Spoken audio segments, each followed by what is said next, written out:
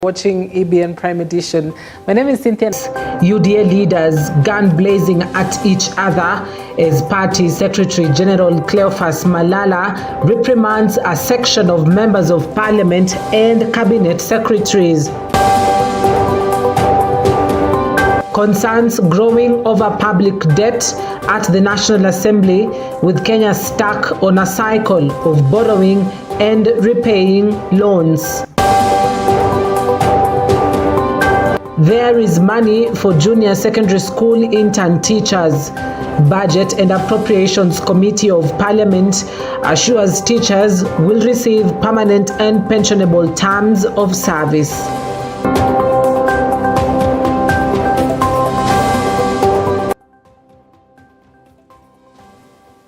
All right, thank you for your valuable company tonight. Let's get started. Now, Nairobi County Governor Johnson Sakaja'S has unleashed a scathing attack on Deputy President Rigathi Gachagua over what he terms as bullying and disrespect. Speaking on Wednesday during a UDA delegates conference at the Bomas of Kenya, Sakaja'S took a swipe at the Deputy President Rigathi Gachagua, accusing him of stomping on other elected leaders, but crying foul when the same energy is directed at him.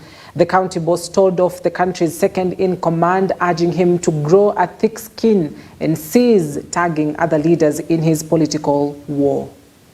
Unajua hawezi kuwa wewe unanyanyasa watu, you've bullied people for 2 years. Unatajwa wiki moja unalia. For 2 years. Unabuli kila mtu, hii county ndo huyo. Hii county ndo huyo. Unatajwa wiki moja unazama unalia. You know, bullies are the biggest cowards. Do you know that? Bullies are the maka unaenda sijui kwa msitu sijui wapi. Let me tell you, if you want respect, respect other leaders. Respect other leaders. And if you don't respect those leaders, respect the people who put them there. Si ndio hiyo? 2027 uko huru kusimama kuwa governor wa Nairobi.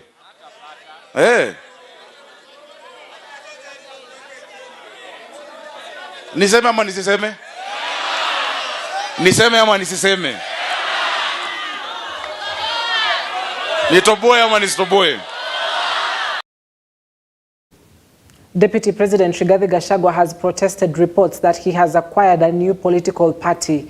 In a statement to newsrooms on Wednesday, Gachagua said that the report is false and full of malice. Gachagua's reaction comes after a local daily reported that he has acquired a new party. He said the publication acted in bad faith and intended to attack the integrity of the deputy president. He insisted that the article violates tenets of good journalism and that demanded objectivity, balance, and fairness. He also demanded an apology from that local daily.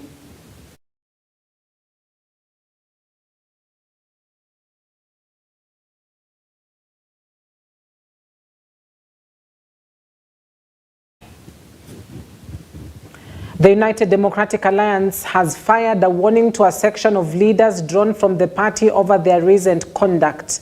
The President William Ruto-led party, through the Secretary General Cleophas Malala, has warned Githunguri Member of Parliament Gathoni wa Mushomba, her Kapseret counterpart Oscar Sudi, and the Nyeri County Governor Mutahi Kahiga. Malala, in a press statement issued on Wednesday, said the ruling UDA party was concerned with the recent behaviors of the mentioned elected leaders. Malala warned the leaders that the party will take disciplinary action against them should they fail to change their behavior. I have been deeply concerned by reports of indiscipline among some of our elected members within our party. It has come to my attention that certain individuals have shown blatant disrespect to the party leadership, including the presidency. This behavior is unacceptable and will not be tolerated within the UDA party. We want to now bring order in the UDA party. I am specifically addressing the actions of the following members of the UDA party. 1, Githunguri Member of Parliament, Honorable Gathoni wa Mushomba. 2, Nyeri Governor, Honorable Mutai Kahiga. 3, Kapsaret Member of Parliament, Honorable Oscar Sudi, and a host of MCAs who will be calling them for disciplinary measures at the party. Your recent conduct has not only undermined the party's unity, but also disrespected the leadership that you pledged to serve. Let this be a stern warning. Desist from such actions immediately. And we are saying that should this behavior continue, the party will take disciplinary action against the above-mentioned members. Additionally, it has also come to my attention that some cabinet secretaries have been involved, or rather they are involving themselves in political activities. Contrary to the law, which requires them to remain apolitical, Honorable Moses Kuria, the Cabinet Secretary for Public Service, Gender and Affirmative Action, your primary responsibility is to serve the people within your docket. Should you wish to engage in politics, you are welcomed to resign and join the political arena. Similarly, Honorable Kipchumba Murkomen, Cabinet Secretary for Roads and Transport, your focus should be on addressing the pressing issues in your ministry, particularly the repair of roads damaged by the recent floods. Serve the people or step down from your position and return to politics. Now, in a quick rejoinder to that, Nyeri County Governor Mutahi Kahiga has sanctioned the ouster of United Democratic Alliance Secretary General Cleophas Malala. Kahiga's sentiments followed a censure order issued by Malala over recent cracks in the ruling party. Malala called on Kahiga, Kapseret MP Oscar Sudi to respect the presidency. This is not the first time Kahiga has called for Malala's ouster. The second-term governor sparked a storm in UDA after he proposed a raft of reforms, including the ejection of Malala from the powerful SG post. He argued that the SG post should be reserved for the Mount Kenya region. This morning, I was able to listen and see the press conference done by the acting Secretary General of the UDA party, the Honorable Senator Malala Cleophas, and in response, I would want to say the following. Number one, it is important for us to say that the genesis of this matter is the disrespect to the current Deputy President, Rigathi Gachagua, and I still hold on to the my statement that the Deputy President, who is also the Deputy Party Leader of the United Democratic Alliance, must be respected and given the respect deserving of that position. He is also the Deputy President of this Republic. On the second matter, I would want to say that indeed any threats from Honorable Cleophas Malala are just hot air because he holds no substantial position in the party. Nobody elected him, and yes, I think I would want to say that Honorable Cleophas Malala, being in the United Democratic Alliance as Secretary General, is just like a square peg in a round hole. It does not fit, and therefore I think he should hold on to his horses as we carry on with the elections that are ongoing. And one of the targets must be that we'll be able to get him out of that position. And I have said this before, and I will repeat, that you must be in a party to bring value. And any value to the party is the membership that you bring and the drive that you bring into it. And unfortunately, that is not visible. Last but not least, I think I must say this. We have come from an era where we were gagged. You could not say what you thought, and we could not speak our minds. We were almost denied freedom of expression.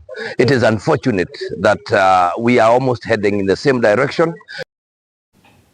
From party politics to country's economics, Kenya has a projected fiscal deficit of 514.7 billion shillings in the coming financial year. This was disclosed by the National Treasury Principal Secretary Chris Kiptoo at a meeting with the National Assembly Public Debt and Privatization Committee. The PS told MPs that the deficit will be financed through domestic borrowing of 258.9 billion and a projected external borrowing of 256.8 billion. According to the PS, the public debt is at 30th April 2024 stood at 10.5 trillion shillings, representing 65.3% of the gross domestic product.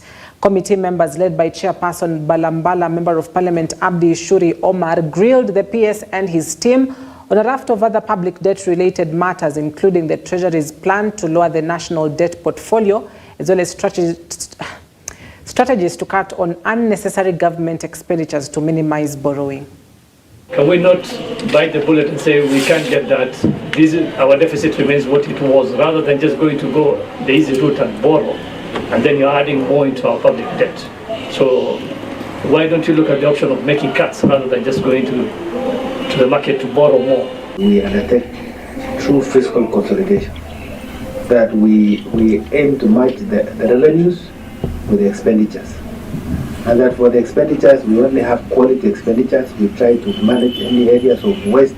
The issue of the time lag between when you sign for the debt, for a loan, and when you implement. We have had a number of sessions with the MDAs who are actually implementing programs which are funded through law. And during our interaction, one of the things which is coming out is that Treasury, you go ahead and sign loans before assessing their capacity to implement. And that's why at times there's that delay in terms of implementation. I would want to hear whether there are any plans to involve some of these departments as you sign for these loans. We have outlined three main strategies which are under implementation. One is that we pronounce ourselves to the need to undertake active liability management operation, which means replacing expensive and risky debt with relatively cheaper debt, both in terms of the currency mix and also interest cost. And going forward, Chair, we have some initiatives that we have in mind, which includes accessing the international financial market with the cover of guarantees to enable us access relatively cheaper market-related facilities. On the school feeding program that has aroused debate lately, the chair of the Budget and Appropriations Committee, Ndindi Nyoro, said that there was ongoing consultation with education stakeholders, which resolved to channel a total of 3 billion shillings to the National Council of Nomadic Education in Kenya in support of the first phase of school feeding programs. At the same time, the chair said the government has provided enough funds for the hiring of the junior secondary school teachers interns on permanent and pensionable terms. I want to assure the people of Kenya that the Budget and Appropriations Committee, in consultation with the entire Parliament led by the Department for Education, and in consultation with the Executive, there is an issue that has been of very great concern to Kenyans about school feeding program. And I want to assure Kenyans that you have already considered so far monies that will be going into NACONEC to advance the cause of school-going children in areas that they need support in terms of food. And therefore, school feeding program is there. We have provided for the money, and it will continue uninterrupted. In the first phase, we will be proposing around 3 billion Kenya shillings into the fund, as also we look at the strengthening its supply chains so that we continue also to enhance that budget. So school feeding program is there, we have provided for it. That we have provided resources for the confirmation of JSS interns into permanent and pensionable terms. We do this because they have already done a great job so far. Of course, with very little pay, it is only fair that we treat our brothers and sisters who are current interns in a manner that they have also treated our country with a lot of respect. Now, still on the Budget and Appropriations Committee in charge of the Finance Bill 2024, through the legislator Naisula Lesuda, has said the initiative will be enhanced in the new insurance program, Social Health Insurance Fund. Free deliveries are currently provided for under the Linda Mama initiative under the defunct National Health Insurance Fund. In the 2024-2025 budget estimates, the allocation for free delivery has been cut by half, from 4 billion to 2 billion shillings. The cut in the budget triggered a heated debate between officials from the Ministry of Health and the National Assembly Committee on Health. The issue that we have raised here about Linda Mama, it has been a conversation that we've been asking. We've been saying that it has been helping a lot of our mothers when they go to the hospitals to give birth. And we were informed by the committee and also by Treasury that this has been enhanced and thought through with a new the new program, SHIF.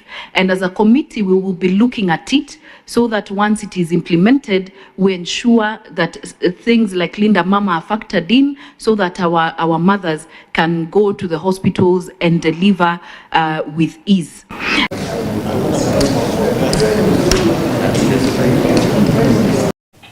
Now, President William Ruto has called for reforms of the global financial architecture to address destabilizing debt and climate vulnerabilities in Africa. The president said there is need to address the current situation because countries in the continent are struggling with high financing interest rates while also dealing with climate shocks and constrained government revenues. Consequently, he noted developing countries, including in Africa, struggle to invest in low carbon and climate resilient development. Now, Ruto was speaking during the official opening of the 59th annual meetings of the African Development Bank Group and the African Development Fund at the Kenyatta International Convention Center in Nairobi. We are gathered here to reflect on the progress of our continent that has made in realizing the founding vision of this institution, the Africa Development Bank. Formed in the first decade following the independence of most African countries, the Africa Development Bank embodies the Pan-African ideology of sovereignty, prosperity, and unity. As a matter of fact, one of the founding communiques of this institution clearly declares the determination of African nations to use all our resources to lead all African countries to independence and achieve the development and prosperity of the continent in unity.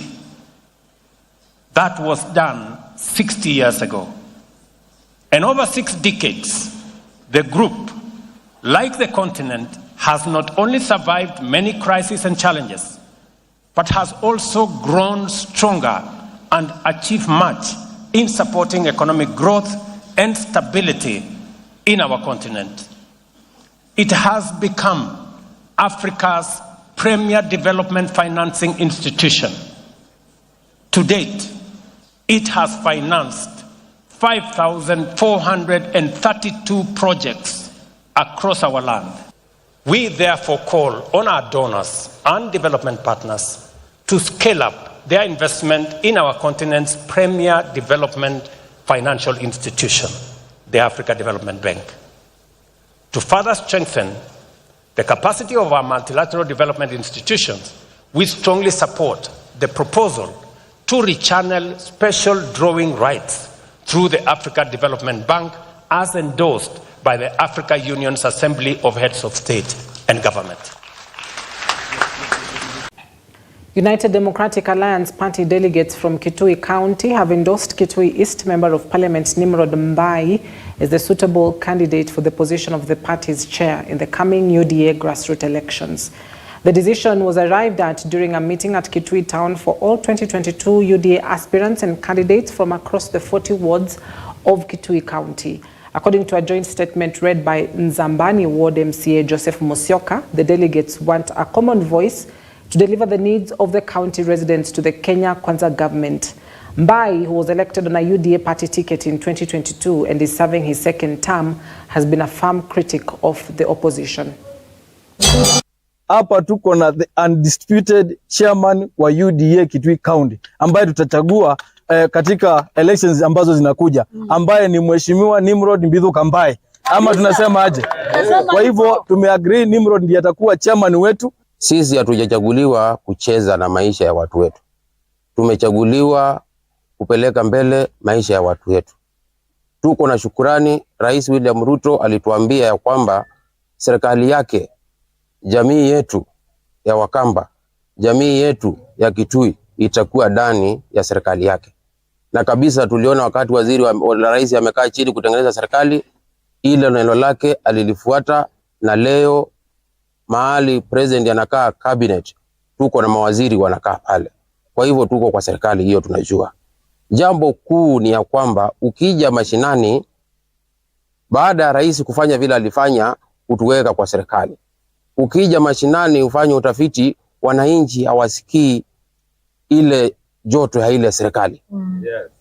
Na wakati tumeangalia shida mahali iko na kiini kubwa, ni wale watu walipewa kazi na rais ndio wamsaidie jamii yetu isikie ikiwa kwa serikali ya William Ruto. Now, elsewhere, Murang'a County Administration is currently partnering with a charitable organization to pilot a feeding program in selected local public primary schools. Governor Irungu Kang'ata's administration, in partnership with Food for Education organization, wants to take advantage of pre-existing UJI program infrastructure for ECD centers and offer lunch to primary school-going children. The program is already being piloted in 55 schools, which already serves as a kitchen center for the UJI program. Parents of the schools, Kang'ata revealed, had requested support from his administration to get subsidies in providing lunch for their pupils. Of course, there's a legal problem because counties do not deal with primary schools, they don't deal with secondary schools. So we were at a dilemma, how do we come in and help parents in primary school, whereas primary education is not devolved. However, we decided to get a middle ground. Parents copy and us we get a donor who supports the balance. Wengine hata wanakosa kukuja shule kwa sababu huko manyumbani saa zingine kuna mashida mingi sana. Mzazi anashindwa labda huyo mtoto hajakula kitu kutoka asubuhi na hata labda usiku yenye imepita hata hakukuwa amekula. Kwa hivyo hii program itasaidia kuweka watoto shule na watoto waweze kuperform vizuri juu watalimini shule. Our population has continued to grow. The runners have embraced it, they're enjoying the food, the parents are here in large numbers, they are enrolling for the program, and we hope they will continue supporting the program. Tufurahisha sana kama wamama, unaweza tu kuwa na hizo 20 bob kwa nyumba, lakini siwezi kugharimia mtoto kubeba chakula. Lakini sasa kuna programu nzuri ni kuweka tu hizo pesa hizo 20 kwa simu, alafu mtoto wako anasafiwa lunch. Mtoto atakuwa na kula chakula ambacho si baridi. Vile vile chakula chenyewe kimetayarishwa kwa kuzingatia viwango vifaavyo vya usafi. Kwa hivyo magonjwa mengine ambayo tunapata ya tumbo ni kumaanisha hayo yatakuwa ni mambo ya kihistoria, ni mambo tumeachana nayo. Kirinyaga County Government has donated food and non-consumables to 19 families that were left homeless after a fire incident that killed 2 children in Kagumo town. The families were left homeless after a huge fire razed down a rental house they were living in. The victims lost all their households and personal belongings during the inferno that broke out on Monday at around 8 p.m. The 2 children, aged 4 years and the 4-month-old, were burnt to death after the wood and iron sheets rental houses caught fire. The families received rice, maize flour, beans, mattresses, blankets, iron sheets, and a cash donation of 100,000 shillings to be shared among the affected families. Na moto ikawaka, ikachoma vitu zote za nyumba. Hakuna kitu tulichukua kwa nyumba, mpaka manguo ya shule, mamatis, makitanda. Lakini leo tumesaidiwa na governor, MP na MCA, tumesaidiwa na chakula na matris na vitu mingi za kujisaidia. Hata nilikuwa kwa shamba wakati nilisikia hii maneno ati nyumba kwangu mahali ninaishi kumechomeka, nikajitayarisha haraka hata kama sikuwa na pesa, nikaambia marafiki wanisaidie na nikapata nauli. Kufika hapa nimekuta nyumba zimeugua, zimeteketea kila kitu, hakuna kitu kwa nyumba. Kwa hivyo na tena hata watoto katika ploti hii, watoto wawili wamepoteza maisha yao. Yesterday night at around 8 in the evening kulipatikana mkasa ya moto, manyumba ikachomeka, 20 families were affected. So we came here to join hands with well wishers from all sectors, starting with the area MCA, the governor and myself, and we came to say pole and to do some donations because they lost everything. They even lost 2 kids died in the fire inferno. One 2 years old and the other one 6 months. We came to cuddle with the family and try to see how we can assist them a bit so that we can be able to proceed. Tumekuja hapa kuomboleza na family ile ilipata mkasa wa moto jana usiku.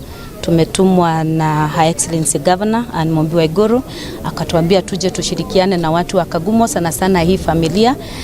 Angependa kukua hapa in person, lakini kama vile tunajua alikuja jana usiku wakati hiyo mkasa ilikuwa inafanyika, akatuambia tulauke mapema tukuje tushirikiane na hii familia, na tumeshirikiana na mheshimiwa wa huku, mheshimiwa Central na pia MC wa huku Kagumo Mutira Ward, na tumeleta vitu mbalimbali. Tumeleta magondoro, tumeleta blanketi, tumeleta chakula na vile vile tumeleta mabati ya kujenga, yote kwa katasi ya governor ule ametukusanya pamoja na akatuambia tulete hizo vifaa hapa.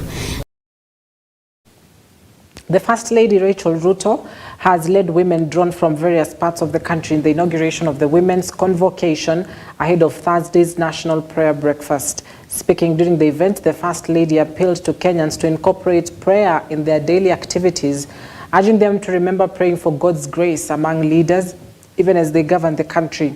She commended Parliamentary Christian Women Caucus for initiating the idea of the convocation, urging them to continue promoting the initiative. Speaking at the same event, the Second Lady Dorcas Rigathi reminded women of their key role in the success of the nation, encouraging them to strongly come out and play their role effectively. When we pray, we are inviting God into our lives and asking for His guidance. It is a way to connect with Him and align our hearts with His. Prayer helps us to stay close to God and develop a stronger relationship with Him. I encourage all of us to pray for one another and our leaders as an acknowledgement that without God, we cannot do much. Let us continue to pray for families, the fundamental unit of society that is vital for the future of our country. We must work tirelessly to strengthen our families and instill values of integrity, hard work, and the fear of God. Let us also integrate prayer into our daily plans and our workplaces. I want you to know the agenda of God. The woman is in the center of the agenda of God. There is not one time in any epoch of history there was deliverance without a woman. It is only the highlights are hidden in her story that has not been written yet, and we need to rewrite it. Fear gripped Juakali area business community in Kisumu City after waking up to a gruesome murder of a 60-year-old security guard who was manning a spare parts shop by unknown armed robbers. Speaking after the incident, Sub-County Commander of Police in Kisumu Central, Peter Mulai, said the incident is believed to have occurred at dawn, and the assailants, apart from killing the security guard, also stole goods of unknown value and 30,000 shillings from the spare parts shop. He said they have begun investigations into the incident and called upon members of the public with any further information to share with the investigative officers. The business community led by Juakali Chairman George Ngwono said that they have witnessed a series of robberies in the area, with the current incident being the first with casualty. He added that they will now be more vigilant and impose strict working hours for everyone operating a business in Juakali area to weed out rogue elements within the community. From 10 or 11 After that, there is nobody that should be found within the working area. I think we are going to enhance a lot of security within Jua Kali, because we will not tolerate such thing to happen again. Never, it will never happen again. Na hii sio mara ya kwanza. Hii ni karibu mara ya, I think it's the fourth attempt wezi kukuja, na leo at least wamekuja, wamefaulu, wameiba, wameua askari. So mimi kwa ombi langu vile chama amesema, unajua security sio devolved. Tuko na devolved functions.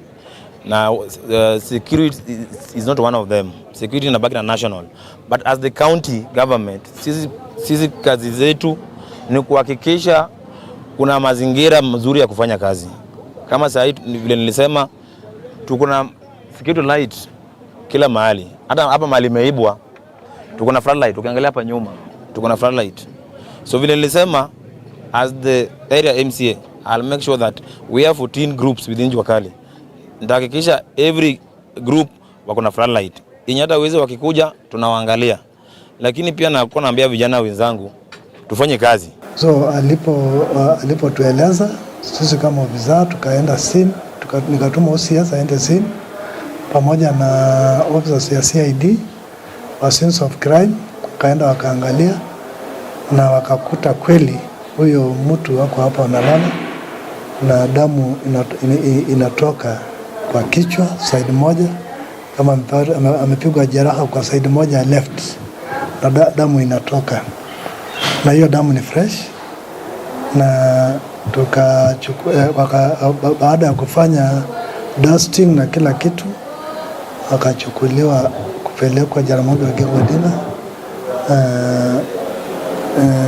referral hospital mortuary, akingoja kufanyiwa upasuaji na ijulikane ni nini. So kuanzia hapo sisi kama police officers tumeanza investigation, tujue ni nini iliendelea.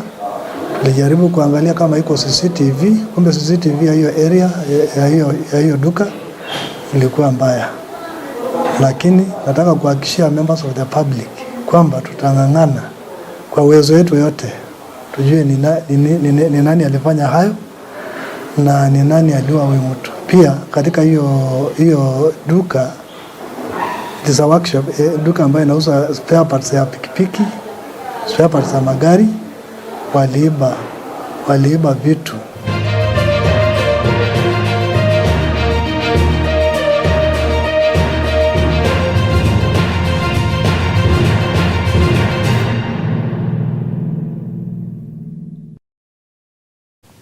Bayern Munich have appointed Vincent Kompany as their new head coach on a 3-year deal. The Belgian, 38 years of age, succeeds Thomas Tuchel and leaves Burnley for the Bundesliga side after the two clubs agreed a compensation fee believed to be at 10.2 million euros.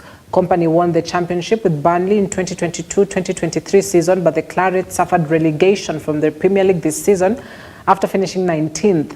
Kompany, who retired from playing in 2020, joined Burnley from Anderlecht in 2022 and signed a 5-year contract extension last year.